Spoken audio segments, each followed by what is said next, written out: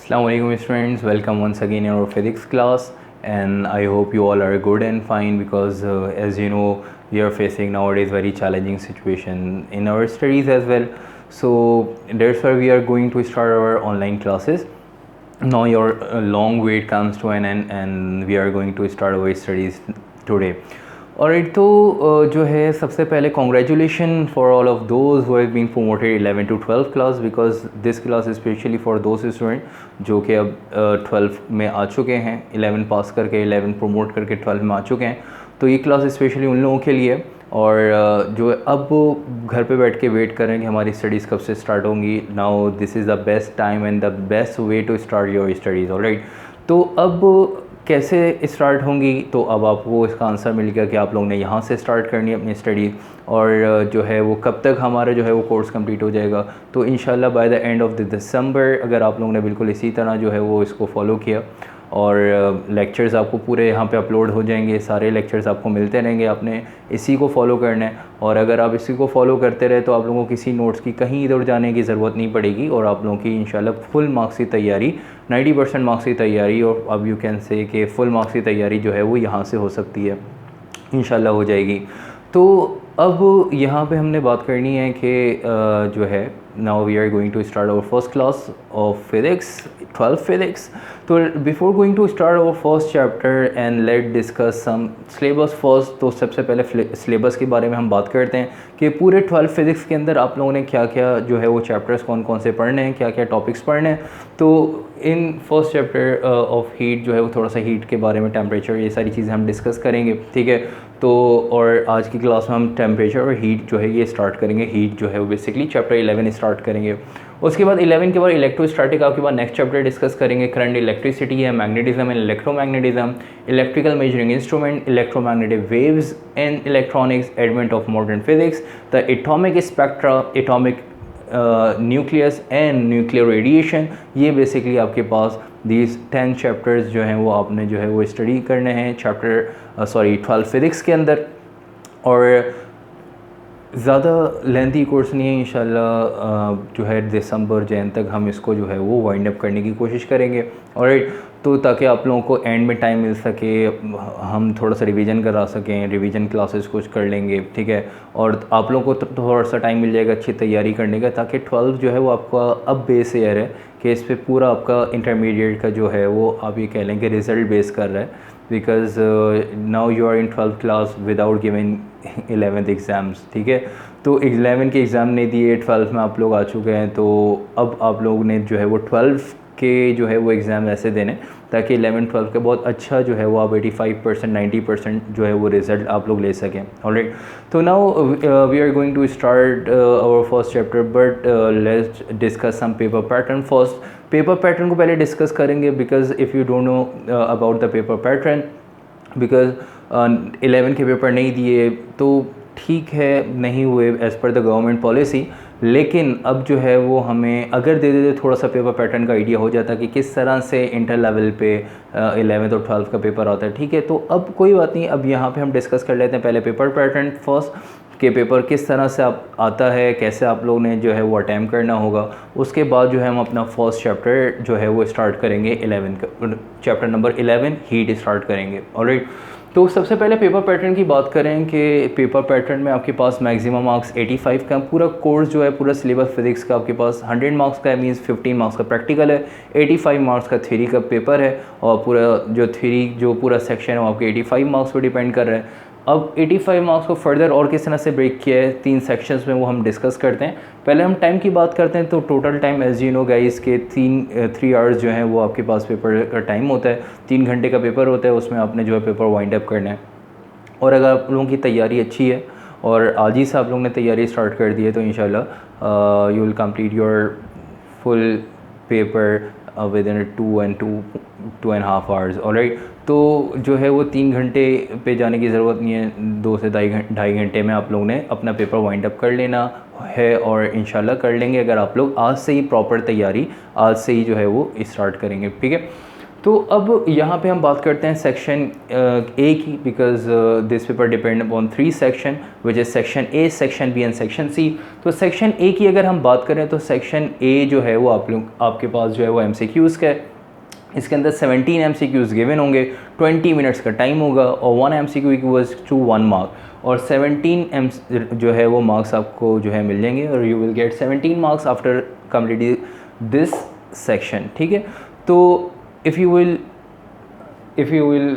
lose 1 marks, अगर आप लोग जो है if you will leave 1 MCQ, ठीक है, अगर एक MCQ जो है वो छोड़ेंगे तो आपके एक नंबर जो है वो आप लोगों का कैंसिल हो जाएगा, कट जाएगा, एक नंबर आप लोग लूज़ करेंगे। ठीक है, तो MCQ में आपने जो है वो सारे MCQ जो है वो मार्क करने होंगे, सारे MCQs जो हैं वो अटैम्प्ट करने होंगे, कोई एक MCQ जो है वो नहीं छोड़ना होगा। ऑलराइट, तो now come to the section B and section C which is the descriptive part of paper. तो सबसे पहले आप लोगों को ऑब्जेक्टिव मिलेंगे, और ऑब्जेक्टिव जो है वो मतलब MCQs का पेपर मिलेगा। सेक्शन ए का 20 मिनट में आप लोगों से जो है वो कलेक्ट कर लिया जाएगा।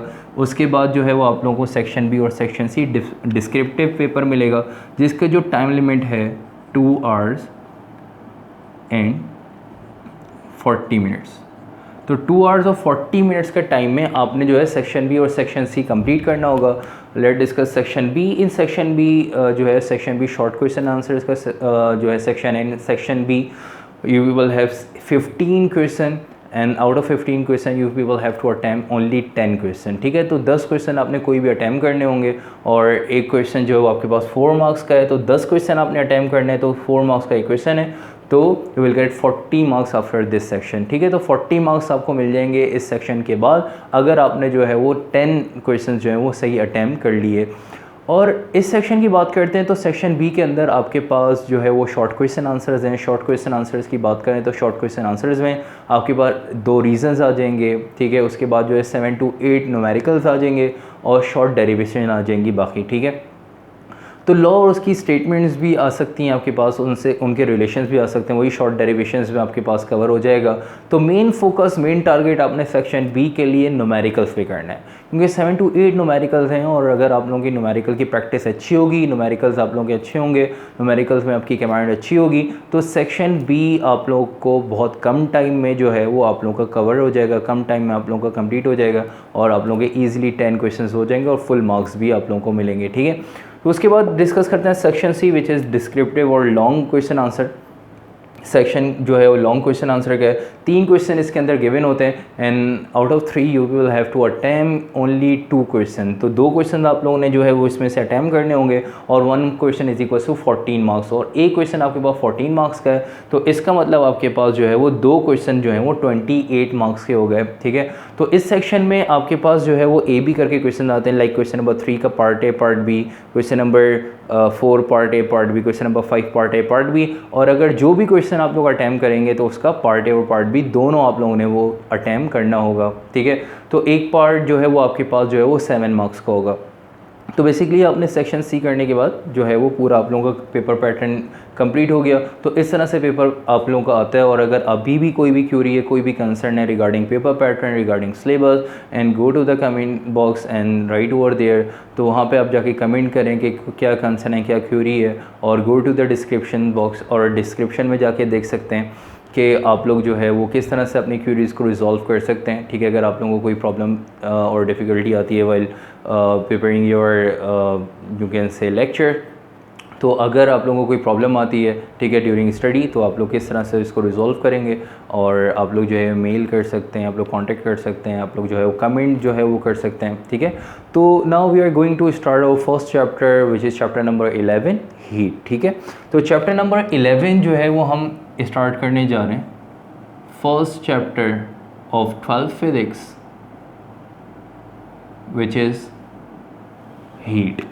तो चैप्टर नंबर 11 हीट स्टार्ट करने जा रहे हैं, जो कि पहला चैप्टर है आपके पास 12th फिजिक्स का, और चैप्टर आपके पास क्या है, हीट। तो अगर हम बात करते हैं यहाँ पे हीट की, तो हीट क्या है, तो सबसे पहले हम यहाँ पे हीट को डिस्कस करते हैं। तो हीट डिस्कस करने के लिए सबसे पहले हम बात करेंगे इसकी बेसिक डेफिनेशन की। ठीक है, तो बेसिक और theoretical definition of heat. Alright, तो बेसिक डेफिनेशन की बात करते हैं कि what exactly heat is. Heat means it is a form of energy which is produce by the friction और कोलिजन। ठीक है, वो फॉर्म ऑफ एनर्जी जो कि फ्रिक्शन और कोलिजन से प्रोड्यूस होती है, उस फॉर्म ऑफ एनर्जी को हम बेसिकली क्या कहते हैं, हीट कहते हैं। ठीक है, तो अब एक चीज़ तो डिसाइड होगा कि हीट एक फॉर्म ऑफ एनर्जी है। ठीक है, एनर्जी की एक फॉर्म है। तो उसके बाद हम बात करते हैं कि कैसे प्रोड्यूस होती है फ्रिक्शन एंड कोलिजन। दो कंपोनेंट्स हैं इसके, फ्रिक्शन और कोलिजन। फ्रिक्शन की अगर हम बात करते हैं तो फ्रिक्शन क्या है, मीन्स कि the force produce between two surfaces opposite to the direction of motion. कि किसी भी दो सरफेसेस के बिटवीन जो फोर्स प्रोड्यूस हो रही है, ठीक है, opposite to the direction of motion, मतलब अगर कोई दो बॉडीज़ कांटेक्ट में आती हैं और उनकी मूवमेंट से उनके अपोजिट डायरेक्शन में, ठीक है, जैसे फॉर एग्जांपल सरफेस पे मार्कर मूव कर रहा है तो इसके अपोजिट डायरेक्शन में जो फोर्स प्रोड्यूस हो रही है, ठीक है, उस फोर्स को हम बेसिकली क्या कहते हैं, फ्रिक्शन का नाम देते हैं। तो फ्रिक्शन से हीट एनर्जी किस तरह से प्रोड्यूस होती है कि भाई जब फ्रिक्शन होती है, फ्रिक्शन मीन्स रगड़, कि अगर कोई दो बॉडीज़ आपस में टकराती हैं, रगड़ती हैं, ठीक है, दो बॉडीज़ मूव करती हैं, तो उनसे अपोजिट डायरेक्शन में जो फोर्स प्रोड्यूस होती है उसको हम फ्रिक्शन का नाम, उससे जो फोर्स प्रोड्यूस होती है उसको हम फोर्स ऑफ फ्रिक्शन, और फ्रिक्शन की वजह से हीट एनर्जी जो है वो प्रोड्यूस होती है। मतलब लाइक इसकी अगर प्रैक्टिकल एग्जांपल की बात करते हैं तो सर्दियों में हम लोग जो है वो निकलते हैं घर से बाहर स्कूल और कॉलेजेस के लिए, और जाने का दिल नहीं चाह रहा होता लेकिन जाना पड़ता है, तो निकलते हैं और फिर दिखाने के लिए बहुत ज़्यादा सर्दी, हाथ रगड़ते हुए जा रहे होते हैं।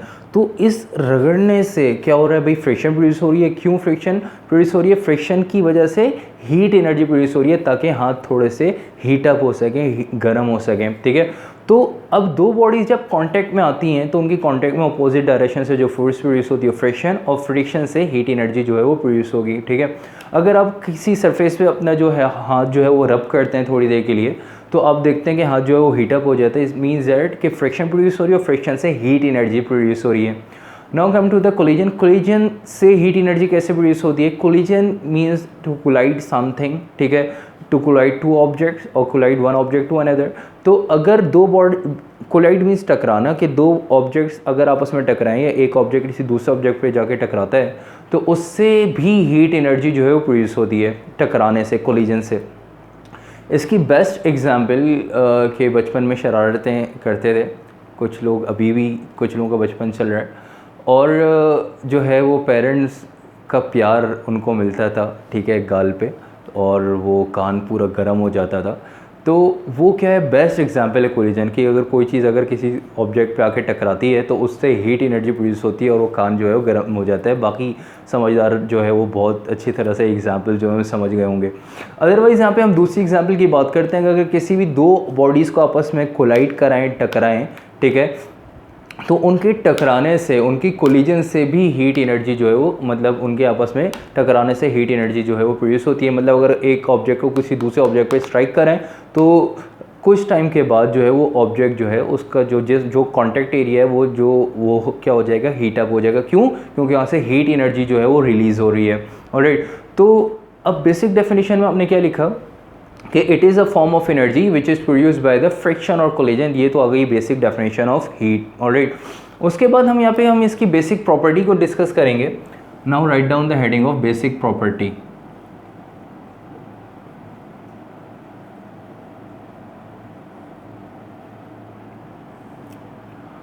तो बेसिक प्रॉपर्टी की अगर हम बात करें कि भाई बेसिक प्रॉपर्टी क्या है, तो कहते हैं कि भाई यहाँ पे कि वो फॉर्म ऑफ एनर्जी है heat which is always in transit, जो कि हमेशा किस में होती है, ट्रांजिट में। ठीक है, तो it is a form of energy. Basic property क्या है? It is a form of energy which is always in transit, which is always in transit. Alright, transit means move करना, ठीक है, और ट्रांसफॉर्म मीन्स मूव कराना। मतलब heat is a form of energy and heat is not essential to transfer the one point to another with medium. Alright, कि किसी कोई medium नहीं चाहिए हीट को ट्रांसफ़र करने के लिए, हीट खुद ही मूव करती है। Means which is always in transit, कि एक पॉइंट से दूसरे पॉइंट पे हीट खुद ही मूव करेगी, मूव करवाया नहीं जाता किसी मीडियम के थ्रू। ठीक है, खुद ही मूव करती है एक पॉइंट से दूसरे पॉइंट तक। ये बेसिक प्रॉपर्टी है आपकी हीट की। ठीक है, तो बेसिक प्रॉपर्टी के बाद अगर हम आगे चलें तो इसकी हम बात करते हैं मॉलिक्यूलर डेफिनेशन की।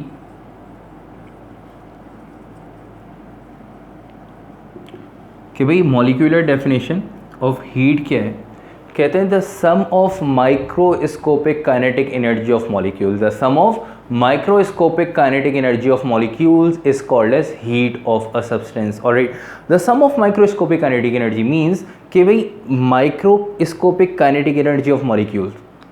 अब यहाँ पे तीन चीज़ें आ रही हैं कि सम भी है, microscopic kinetic energy of molecules, ठीक है। अब microscopic kinetic energy of molecules, molecules की काइनेटिक एनर्जी, तो माइक्रोस्कोपिक क्यों कह रहे हैं मॉलिक्यूल्स, क्योंकि किसी भी सब्सटेंस के मॉलिक्यूल्स की बात करते हैं तो मॉलिक्यूल्स को सिंपल हम नहीं देख सकते, माइक्रोस्कोप चाहिए, इस वजह से उनकी काइनेटिक एनर्जी को माइक्रोस्कोपिक काइनेटिक एनर्जी का नाम दे दिया। तो कहते हैं कि किसी भी सब्सटेंस के अंदर जो भी मॉलिक्यूल्स हैं, उन मॉलिक्यूल्स की अगर काइनेटिक एनर्जी का सम कर लिया जाए तो आपको क्या मिल जाएगा, हीट मिल जाएगी, ठीक है। तो अब उस सब्सटेंस की हीट पता लग जाएगी, इस सब्सटेंस में हीट कितनी है, उस सब्सटेंस से हीट कितनी रिलीज़ हो रही है, ठीक है। अब यहाँ पे बात करते हैं कि काइनेटिक एनर्जी क्या है। Kinetic energy means the energy store in a body by virtue of its motion. किसी भी मोशन की वजह से उस बॉडी के अंदर जो एनर्जी स्टोर होगी, जो किसी भी मोशन की वजह से उस बॉडी के अंदर जो एनर्जी स्टोर होगी, वो एनर्जी बेसिकली काइनेटिक एनर्जी कहलाती है, ठीक है। किसी भी कोई बॉडी या कोई ऑब्जेक्ट मूव कर रहा है उसके अंदर जो एनर्जी स्टोर हो रही है। बट यहाँ पे अगर बात करते हैं मॉलिक्यूल्स की, तो मतलब मॉलिक्यूल्स बॉडी की मूवमेंट से जो मॉलिक्यूल्स के अंदर एनर्जी स्टोर हुई होगी, तो वो एनर्जी का अगर हम सम कर लें तो बेसिकली वो आपके पास क्या आ जाएगा, हीट आ जाएगी, ठीक है, उस सब्सटेंस की। अब यहाँ पे हमने बात की स्टार्टिंग में कि हीट के दो कंपोनेंट्स हैं, फ्रिक्शन और कोलिजन। दोनों में, फ्रिक्शन में भी बॉडी मूव हो रही है, कोलिजन में भी बॉडी मूव हो रही है। तो इसका मतलब क्या है कि हीट जब प्रोड्यूस होगी, जब बॉडी मूव करेगी, जब बॉडी मूव करेगी तो मॉलिक्यूल्स मूव करेंगे, मॉलिक्यूल्स मूव करेंगे, मॉलिक्यूल्स मोशन में आएंगे, ठीक है। तो इसका मतलब उनकी कुछ ना कुछ काइनेटिक एनर्जी प्रोड्यूस होगी। जब कुछ ना कुछ काइनेटिक एनर्जी उनकी प्रोड्यूस होगी तो उन काइनेटिक एनर्जी को हम माइक्रोस्कोपिक काइनेटिक एनर्जी का नाम देते हैं। और उनका अगर हम सम कर लें तमाम काइनेटिक एनर्जी का, तो इसका मतलब क्या है कि उस सब्सटेंस की वो हीट आ जाएगी। मतलब फॉर एग्जांपल आपके पास अगर मॉलिक्यूल्स, एक सब्सटेंस के अंदर 1000 मॉलिक्यूल्स हैं और काइनेटिक एनर्जी 1 है, तो इसका मतलब आपके पास या काइनेटिक एनर्जी 2 जूल की प्रोड्यूस हो रही है एक मॉलिक्यूल की। तो तमाम मॉलिक्यूल्स की काइनेटिक एनर्जी का टोटल करा तो आपके पास 2000 जूल की एनर्जी आ गई उस सब्सटेंस की। तो बेसिकली क्या है कि the sum of microscopic kinetic energy of molecule, के मॉलिक्यूल्स की काइनेटिक एनर्जी का अगर हम सम कर लें तो आपके पास जो है वो हीट मिल जाएगी, हीट आ जाएगी। तो मॉलिक्यूलर डेफिनेशन के बाद हम आगे चलेंगे हीट के सिंबल पे, कि हीट को किस तरह से रिप्रेजेंट करते हैं। तो heat is represented by Q और डेल्टा Q। तो Q से रिप्रेजेंट कर सकते हैं और डेल्टा Q से रिप्रेजेंट करते हैं हीट को। तो Q या डेल्टा Q से रिप्रेजेंट करें, एक ही बात है। तो हीट का सिंबल आपके पास आ गया Q या डेल्टा Q। उसके बाद सिंबल की बात अगर हम देखें, सिंबल के बाद आगे चलें तो इसके SI यूनिट की बात करते हैं। And the SI unit of heat is, because heat is a form of energy. तो हीट अगर एक फॉर्म ऑफ एनर्जी है, the SI unit of energy is joule, तो it means that the joule is also a unit of heat. Alright, क्योंकि heat energy का जो unit है वो क्या होता है, जूल है, और हीट जो है वो खुद एक फॉर्म ऑफ एनर्जी है। तो इसका मतलब क्या हुआ कि भाई हीट का जो SI यूनिट होगा वो भी क्या होगा, जूल होगा। ऑलराइट, तो जूल तो हीट का SI यूनिट है, लेकिन यहाँ पे कुछ जगहों पे हीट का जो SI यूनिट है उसको कैलोरी भी कहते हैं, ठीक है। हीट का जो यूनिट है कैलोरी भी यूज़ होता है।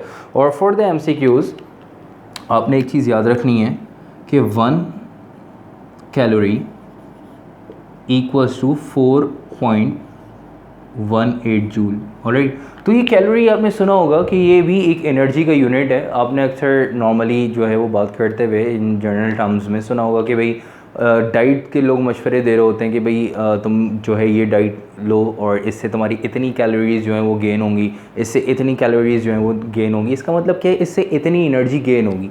तो कैलोरी भी यूज़ हो रहा है किसके लिए, एनर्जी के लिए। तो और 1 calorie equals to 4.18 joule. Alright, तो 1 कैलोरी क्या है, 4.18 जूल जो है वो आपके पास 1 कैलोरी है। ये MCQs के लिए आपने याद रखना है। और 1 joule equals to dash calorie, तो आपने 4.18 को इधर ले आके डिवाइड कर दें तो 1 joule is equals to 1/4.18 calories. Alright, तो उसके बाद ऐसा यूनिट के बाद अगर हम बात करते हैं इसकी मेजरिंग इंस्ट्रूमेंट की और मेजरिंग डिवाइस,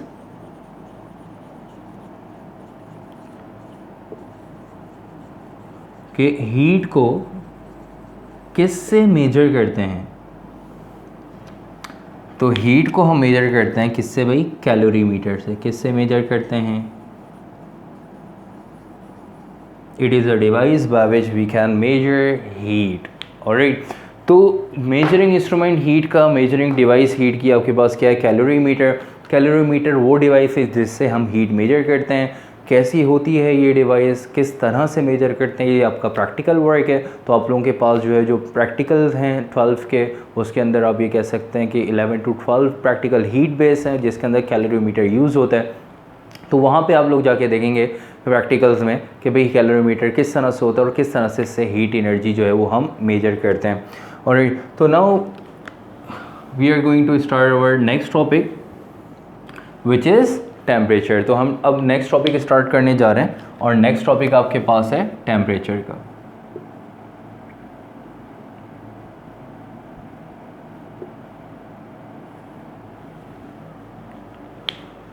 ठीक है भाई, तो टेम्परेचर स्टार्ट करने जाएंगे और टेम्परेचर स्टार्ट करेंगे इसकी बेसिक डेफिनेशन से। Now write down the heading of basic definition. ठीक है, तो टेम्परेचर की अगर हम बेसिक डेफिनेशन की बात करें, the degree of hotness and coldness is called temperature. The degree of hotness and coldness is called temperature. तो किसी भी सब्सटेंस की जो हॉटनेस और कोल्डनेस है, ठीक है, उसकी मेजरमेंट, तो बेसिकली बात हो रही है मेजरमेंट की। डिग्री मीन्स मेजरमेंट, कि किसी भी हॉटनेस और कोल्डनेस की जो मेजरमेंट है वो मेजरमेंट क्या कहलाती है आपके पास, टेम्परेचर कहलाती है। ठीक है, तो अब यहाँ पे हम बात करते हैं कि हॉटनेस और कोल्डनेस क्या है। कि भाई अगर हम बात करते हैं किसी भी ऑब्जेक्ट की, तो हम उसको हम सेंस करते हैं कि भाई ये ऑब्जेक्ट जो है वो हॉट है, ठीक है, ये ऑब्जेक्ट गर्म है, ये ज़्यादा गर्म है, ये कम गर्म है, ये कोल्ड ऑब्जेक्ट है। ठीक है, तो इसका मतलब क्या है कि उनको हम जो है वो ऑब्ज़र्व करें और उनकी अगर हॉटनेस और कोल्डनेस को अगर हम मेजर करें थ्रू सम डिवाइस, तो उसको हम बेसिकली क्या कहते हैं, टेम्परेचर कहते हैं। ठीक है, तो अगर हम हॉटनेस और कोल्डनेस को मेजर कर रहे हैं तो वो आपके पास क्या आ जाता है, टेम्परेचर। ठीक है, तो टेम्परेचर जो है वो हॉटनेस और कोल्डनेस है। ठीक है, the degree of hotness and coldness. Basic definition के बाद इसकी बेसिक प्रॉपर्टी की तरफ चलते हैं। हेडिंग डाल दिएगा इस बेसिक प्रॉपर्टी की।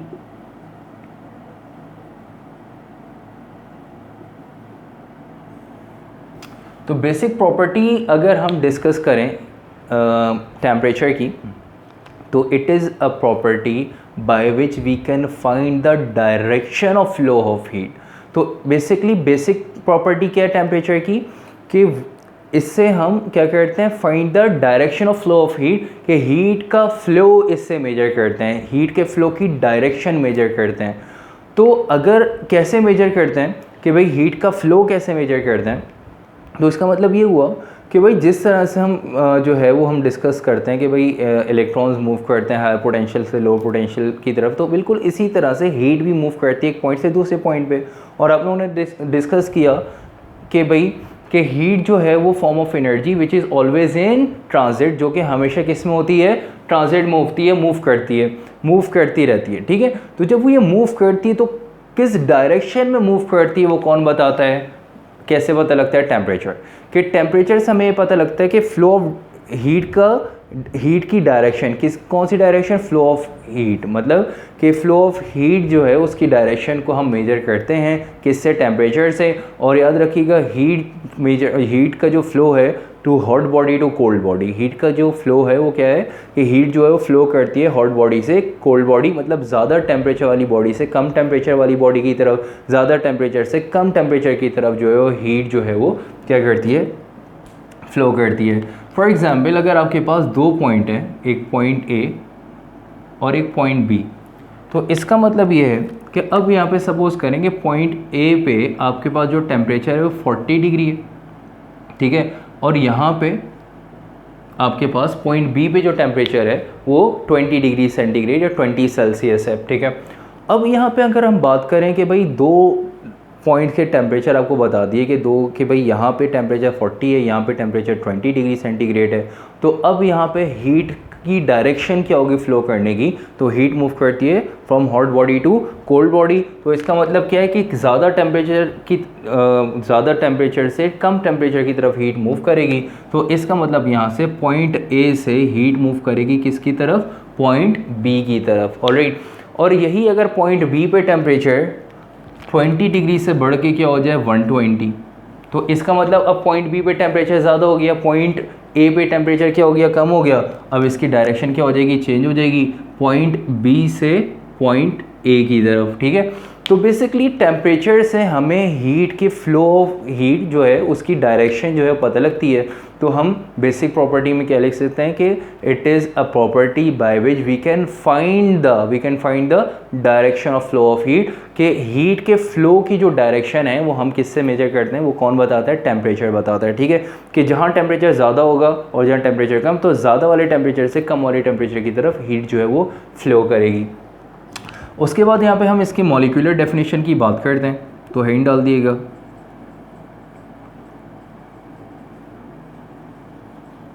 Molecular definition of temperature.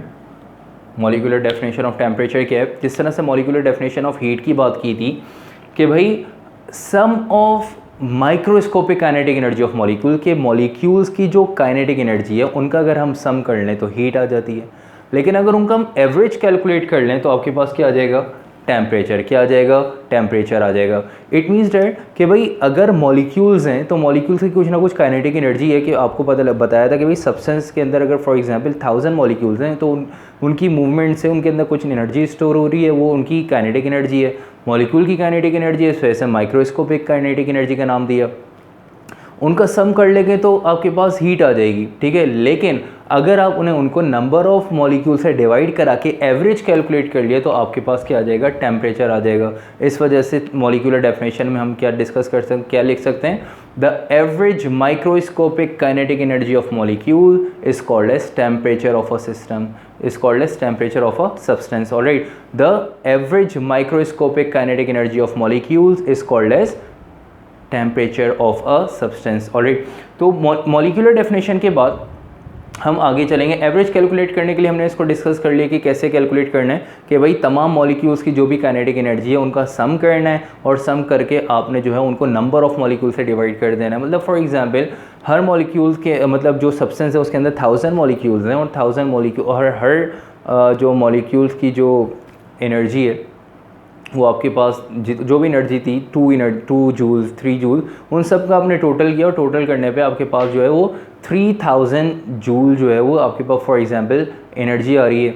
आपने देखा नंबर ऑफ मॉलिक्यूल सब्सटेंस के अंदर कितने 1000 से डिवाइड करके 3 जूल की आपके पास जो एनर्जी आ रही है, बेसिकली आपके पास टेम्परेचर आ रहा है। तो basically average microscopic kinetic energy, kinetic energy जो मॉलिक्यूल्स की है उसका अगर हम एवरेज कैलकुलेट कर लें तो आपको क्या मिल जाएगा, टेम्परेचर मिल जाएगा। फिर टेम्परेचर की मॉलिक्यूलर डेफिनेशन के बाद फिर हम आगे चलते हैं टेम्परेचर के सिंबल की तरफ। तो टेम्परेचर का जो सिंबल है वो टेम्परेचर का सिंबल कैपिटल टी है। ठीक है, टेम्परेचर को कैपिटल टी से रिप्रेजेंट करते हैं। और इसके बाद सिंबल के बाद इसके एसआई यूनिट की बात करें तो इसका एसआई यूनिट टेम्परेचर का क्या है भाई, केल्विन। ठीक है, और 2 यूनिट और हैं इसके, उनको हम अदर यूनिट्स में ले जाते हैं कि भाई अदर यूनिट्स ऑफ टेम्परेचर वो क्या हैं, वो आपके पास या तो डिग्री सेंटीग्रेड कहें या सेल्सियस कहें, एक ही बात है। ठीक है, और एक और यूनिट आपके पास डिग्री फ़ारेनहाइट। ठीक है, तो 2 यूनिट्स और हैं इसके, एक डिग्री सेंटीग्रेड या सेल्सियस और एक फ़ारेनहाइट। तो ये 2 यूनिट्स और हैं, एक आपके पास ऐसा यूनिट आ गया केल्विन, और 2 यूनिट्स जो हैं वो आपने और डिस्कस करें कि भाई डिग्री सेंटीग्रेड या डिग्री फ़ारेनहाइट। ठीक है, इसको सेल्सियस भी कह सकते हैं, आप लोगों ने अक्सर जो है वो सुना होगा। तो ये आपके पास जो है वो अदर यूनिट्स आ गए। अगर हम यहाँ पे इसकी बात करते हैं मेजरिंग डिवाइस और मेजरिंग इंस्ट्रूमेंट लाइक हीट, कि भाई हीट की जो मेजरिंग डिवाइस और मेजरिंग इंस्ट्रूमेंट है वो कैलोरीमीटर है, तो टेम्परेचर के मेजरिंग इंस्ट्रूमेंट, टेम्परेचर की जो मेजरिंग डिवाइस है वो क्या होगी, उस सिंपल टेम्परेचर को किससे मेजर करते हैं, थर्मोमीटर से। तो टेम्परेचर को किससे मेजर करते हैं? थर्मोमीटर से। तो इसको आगे कंटिन्यू करते हैं।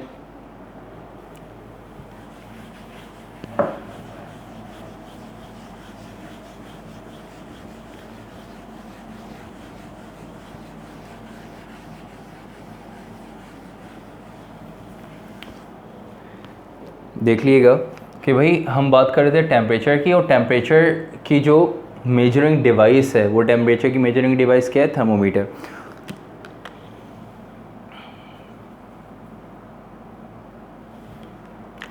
Now write down the heading of measuring device और measuring instrument.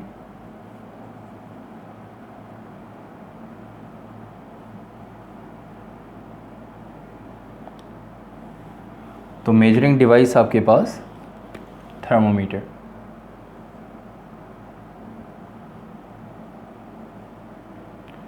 What is thermometer? Thermometer means a device which is used to measure the temperature of a body or substance। कि किसी भी बॉडी के temperature को, किसी substance के temperature को major करने के लिए जो डिवाइस यूज़ होती है, उस डिवाइस को हम यहाँ पे क्या नाम देते हैं? थर्मोमीटर का। ठीक है।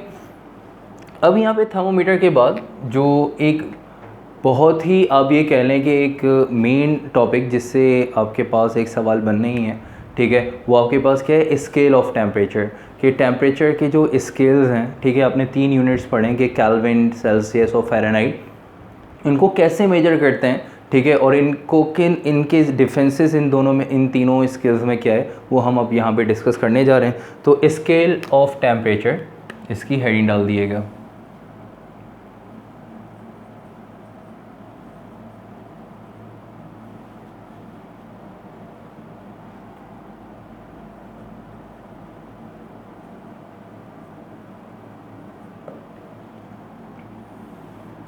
स्केल ऑफ टेम्परेचर की बात करें तो आपके पास 3 स्केल हैं। एक आपके पास केल्विन, एक आपके पास सेल्सियस और एक आपके पास डिग्री फ़ारेनहाइट।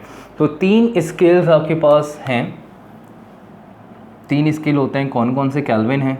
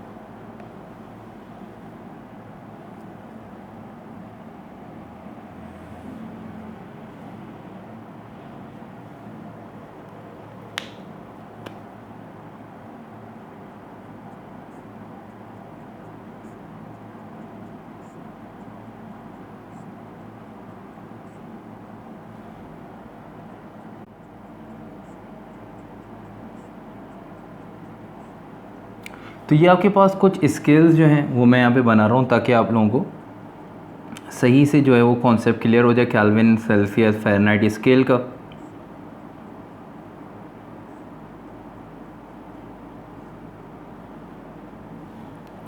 ऑलराइट।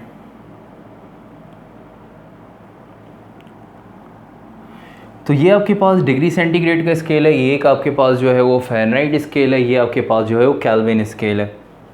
इसमें जो है यहाँ पे देखिएगा कि भाई 0 डिग्री सेंटीग्रेड बराबर है 32 डिग्री फ़ारेनहाइट के, और ये बराबर है 273 केल्विन के। ये किसके बराबर है? 273 केल्विन के। अच्छा जी, पेपर पैटर्न आप लोगों ने देख लिया होगा, कॉपी कर लिया होगा, तो इस वजह से हम इसको रिमूव करके आगे चल रहे हैं।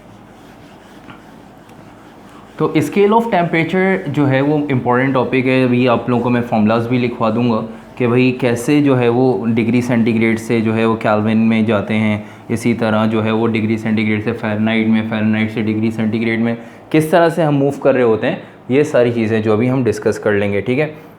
ये आपने डिस्कस किया 0 डिग्री सेंटीग्रेड बराबर है 232 फ़ारेनहाइट के, और ये बराबर है 273 केल्विन के। इसी तरह कहते हैं कि भाई जो नंबर ऑफ़ डिवीज़न है, किसकी नंबर ऑफ़ डिवीज़न आपके पास? डिग्री सेंटीग्रेड की जो नंबर ऑफ़ डिवीज़न्स हैं वो आपके पास 100 है।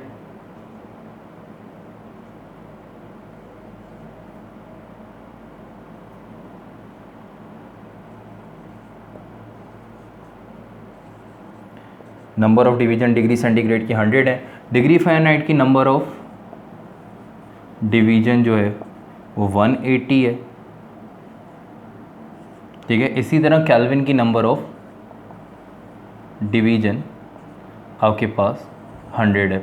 नंबर ऑफ डिवीजन क्या है, बेसिकली कहते ही हैं कि 2 पॉइंट से हम ये नंबर ऑफ डिवीजन कैलकुलेट करते हैं। एक आपके पास जो है वो फ्रीजिंग पॉइंट या आप ये कह लें आइस, ठीक है, फ्रीजिंग पॉइंट कह लें,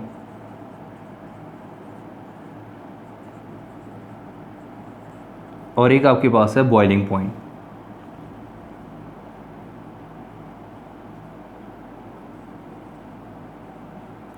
फ्रीजिंग पॉइंट मींस आइस, और बॉइलिंग पॉइंट को आप जो है वो स्टीम भी कह सकते हैं कि भाई इस पॉइंट पे जो है वो आके जो है वो आइस बन जाती है और यहाँ से जो है वो स्टीम स्टार्ट होती है। तो इसमें अगर हम बात करें 0 + 100 मींस 100, और 32 + 180 212 डिग्री फ़ारेनहाइट, 273 + 100 373 केल्विन के।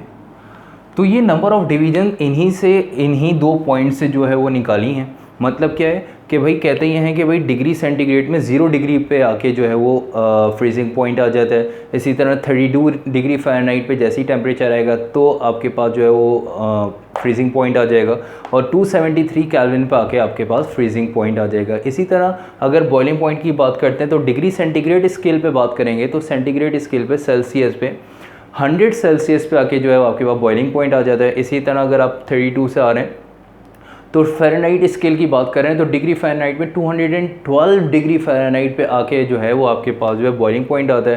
तो differentiate between freezing and boiling point, तो आपके पास जो डिफरेंस आ रहा है 32 और 212 में 180 डिवीजन्स का आ रहा है। तो इस वजह से कहते ही हैं कि बिटवीन फ्रीजिंग और बॉइलिंग पॉइंट आपके पास जो नंबर ऑफ़ डिवीजन है फ़ारेनहाइट स्केल की वो 180 है। बिल्कुल इसी तरह से केल्विन स्केल की बात करते हैं। केल्विन स्केल का 273 पे आके जो है फ्रीजिंग पॉइंट आता है, और उससे ऊपर जाएँ तो आपके पास 373 पे आके बॉइलिंग पॉइंट आ जाता है, और नंबर ऑफ डिवीजन के बिटवीन 100 हैं, ठीक है। Differentiate between freezing and boiling point, तो 100 आपके पास आंसर आएगा। तो इस वजह से केल्विन स्केल की नंबर ऑफ डिवीजन 100 है।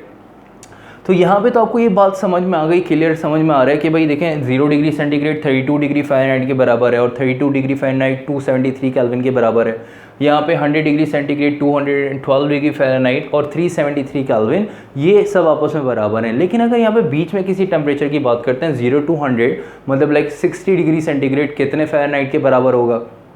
इसी तरह आपके पास कहते हैं कि भाई अगर 40 फ़ारेनहाइट है, 40 डिग्री फ़ारेनहाइट, तो ये कितने केल्विन के बराबर होगा, ये कितने डिग्री सेंटीग्रेड के बराबर होगा, ठीक है। अगर आपके पास 70 डिग्री सेंटीग्रेड है तो कितने केल्विन के बराबर होगा। तो इनके लिए कुछ फार्मूलाज जो है वो हम यूज़ करेंगे, ठीक है, और उनके जो है उनकी कैलकुलेशन भी सीखेंगे। मैं आप लोगों को फार्मूलाज लिखवा देता हूँ, ठीक है। और नेक्स्ट क्लास में इंशाल्लाह हम इसको जो है वो डिस्कस कर लेंगे फार्मूलाज को कि किस तरह से। लेकिन अभी फॉर द MCQs एक चीज़ आपने याद रखनी है कि भाई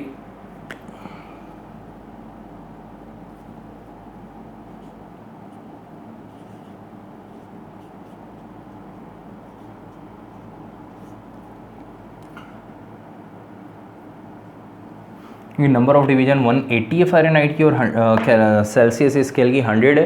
तो फॉर द MCQs याद रखिएगा कि 1.8 डिग्री फ़ारेनहाइट बराबर है किसके, 1 डिग्री सेंटीग्रेड के। 1 डिग्री सेंटीग्रेड या 1 सेल्सियस बराबर है 1.8 फ़ारेनहाइट के, 1.8 फ़ारेनहाइट के, ठीक है। तो ये MCQs के लिए आपने ये चीज़ जो है ये पॉइंट याद रखना है, ऑलराइट। उसके बाद हम यहाँ पे बात करते हैं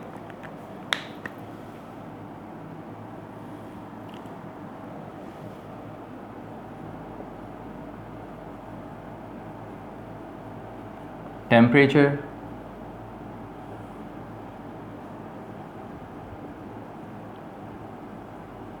कन्वर्जन,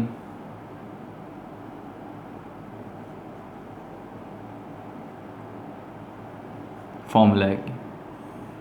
तो टेम्परेचर कन्वर्जन फार्मूलाज कौन कौन से हैं, 3 फार्मूलाज हैं, 3 स्केल्स हैं, तो 3 फार्मूलाज हैं, ठीक है। तो कौन कौन से फार्मूलाज हैं ज़रा देख लीजिएगा।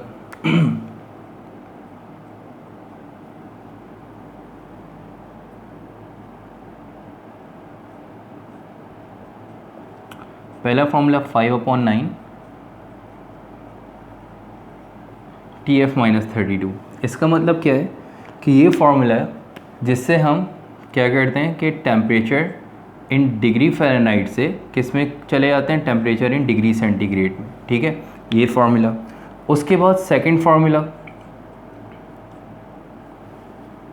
कि अगर आपको डिग्री सेंटीग्रेड से फ़ारेनहाइट में जाना है तो कैसे जाएंगे, इसको चेंज कर देंगे 9/5 TC temperature in degree centigrade plus 32। ठीक है, यहाँ पे कोई ब्रैकेट नहीं है, ठीक है, प्लस का साइन है, यहाँ पे ब्रैकेट है, यहाँ पे ब्रैकेट के साथ ब्रैकेट के अंदर माइनस का साइन है।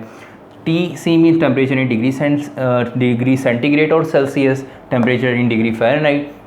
तो टेम्परेचर इन डिग्री फ़ारेनहाइट में से 32 को माइनस करेंगे, जो आंसर आएगा 5 से मल्टीप्लाई करके 9 से डिवाइड करेंगे। तो आप जो है इस फॉर्मूले से क्या करेंगे, टेम्परेचर इन डिग्री फ़ारेनहाइट से टेम्परेचर इन डिग्री सेंटीग्रेड में चले जाएंगे। उसके बाद अगर हम बात करते हैं कि अगर आपने टेम्परेचर इन डिग्री सेंटीग्रेड से कहाँ जाना है, टेम्परेचर इन डिग्री फ़ारेनहाइट में, तो आप जो है वो ये फार्मूला यूज़ करेंगे। इसको यूज़ कैसे करेंगे, 9 को मल्टीप्लाई कर देंगे किससे, टेम्परेचर इन डिग्री सेंटीग्रेड से, जो आंसर आएगा 5 से डिवाइड करेंगे। ठीक है, जो भी इस पूरे फ्रैक्शन का सॉल्व करके आंसर आएगा 32 उसके अंदर ऐड करा देंगे। तो ये फॉर्मूले से आप टेम्परेचर इन डिग्री सेंटीग्रेड से फ़ारेनहाइट में चले जाएंगे। उसके बाद लास्ट और सिंपलेस्ट और ईजीएस्ट फार्मूला आपके पास कि टेम्परेचर इन केल्विन में अगर जाना है डिग्री सेंटीग्रेड से, तो सिंपलेस्ट 273 हम ऐड करा देते हैं कि 273 ऐड कराने से आपके पास डिग्री सेंटीग्रेड से किस में चले जाते हैं, केल्विन में। तो डिग्री सेंटीग्रेड से केल्विन में जाने का सिंपलेस्ट और ईजीएस्ट फार्मूला क्या कि सिंपल 273 ऐड कर दें डिग्री सेंटीग्रेड से, किस में चले जाएंगे, केल्विन में। सो यहाँ तक आके टेम्परेचर कन्वर्जन फार्मूलाज जो हैं वो डिस्कस करें। इससे एक सवाल पेपर में बनता ही है, कैसे आएगा आपके पेपर आपकी बुक में एक न्यूमेरिकल 11.1 भी इससे रिलेटेड इंशाल्लाह नेक्स्ट क्लास में डिस्कस करेंगे।